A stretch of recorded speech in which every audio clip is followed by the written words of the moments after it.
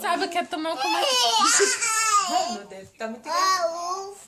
Cala a boca, tem isso no celular. Sou muito educada. É tudo.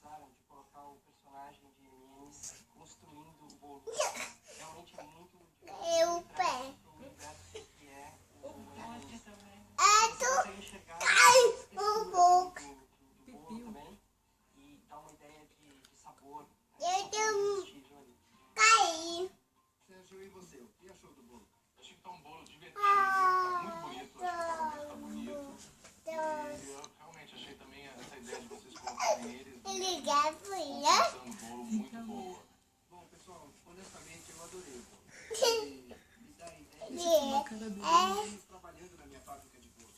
Se eu tiver que dizer uma coisa negativa, eu gostaria de decorando o bolo. Porque parece que só tem MM e amarelo. Eu teria coberto a base inteirinha apenas com MM. E eu também adoraria ver pelo menos uma embalagem de MM.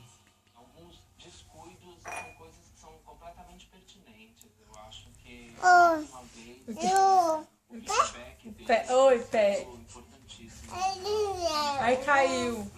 O quê? Que engraçado, quer falar contigo. Dá tudo. Mas acho que é você, Ray, que vai falar sobre o bolo. É fácil adivinhar isso, né? Tá, Desligou. Acabou o crédito.